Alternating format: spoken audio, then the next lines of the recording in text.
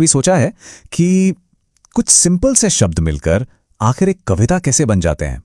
आज हम ना भाषा के उन्हीं आभूषणों की खोज करने वाले हैं, वो आभूषण जो एकदम साधारण से वाक्यों को एक खूबसूरत कला में बदल देते हैं।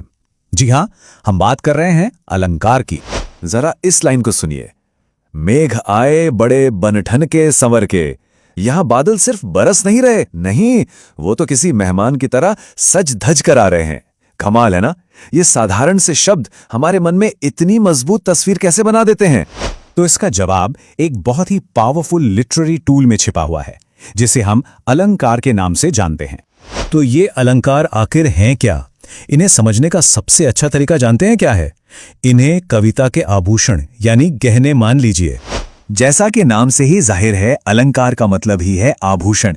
और जिस तरह गहने किसी की सुंदरता बढ़ाते हैं, ठीक उसी तरह अलंकार कविता को निखारते हैं। वो भाषा को सिर्फ जानकारी नहीं रहने देते, बल्कि उसे एक अनुभव बना देते हैं। ये असल में वो औजार हैं जिनसे कवि अपनी रचना को यादगार बना देते हैं। पर यह सिर्फ सजावट नहीं है, ये तो भाषा में जान फूंकने की कला है। तो चलिए अब इस काव्यात्मक गहनों के डिब्बे को खोलते हैं और देखते हैं कि इसके अंदर आखिर किस किस तरह के जेवर हैं। तो मोटे तौर पर देखें तो अलंकार दो तरह के होते हैं।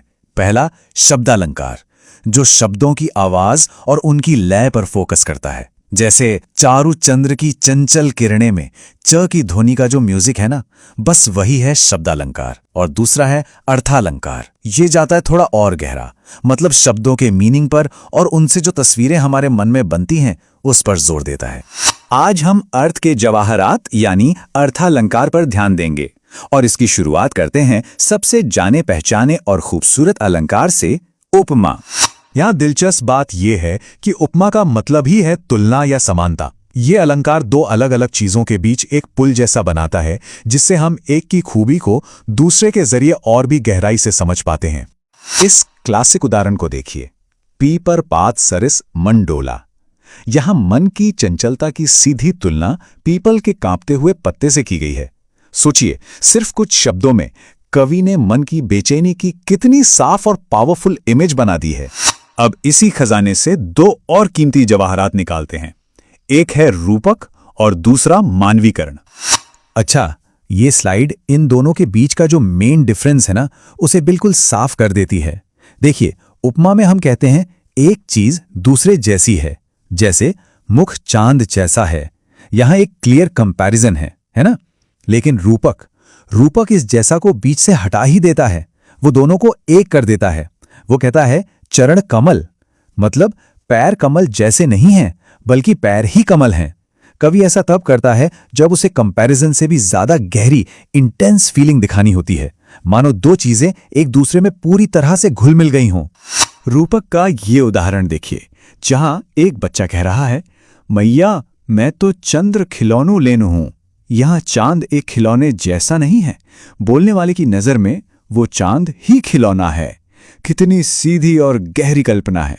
हमारा अगला अलंकार है मानवीकरण, जहां कवि एक जादूगर की तरह बेजान चीजों में भी भावनाएं और इंसानी गुण डाल देते हैं, और अचानक प्रकृति की चीजें भी हमारी तरह महसूस करने और काम करने लगती हैं।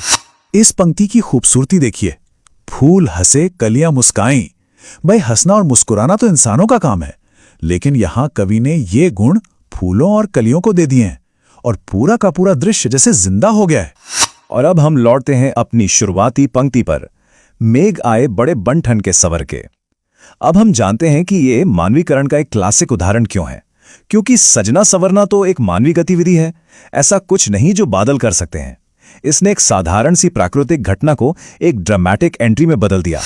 इन औजारों को समझना एक बात है, पर इनके इस्तेमाल में महारत हासिल करना वो बिल्कुल दूसरी बात है। चलिए अब एक ऐसे ही महान शिल्पकार को देखते हैं जिन्होंने इन अलंकारों को अमर बना दिया। जी हां, हम बात कर रहे हैं महान संस्कृत कवि कालिदास की, जिन्हें इन काव्य जवाहरात का इस्तेमाल करने में बेजोड़ माना जाता है। यहां गौर करने वाली बात यह है कि सदियों से साहित्य में कालिदास को खास तौर पर उनकी उपमाओं के लिए जाना जाता रहा है। ये दिखाता है कि सिर्फ इस एक अलंकार में कितनी शक्ति हो सकती है। उनकी उपमाएं आज भी कवियों के लिए एक मिसाल हैं। तो अंत में ये समझना बहुत जरूरी है कि अलंकार सिर्फ सजावट से कहीं ज्यादा हैं। ये आभूषण इस बात का आधार हैं कि भाषा कैसे भावना और पावरफुल इमेजेस पैदा करती है। वे शब्दों को कला में बदलते हैं, जिससे पढ़ने वाला दुनिया को एक नए और गहरे तरीके से देख और महसूस कर पाता है। तो ये सवाल सोचने लायक है।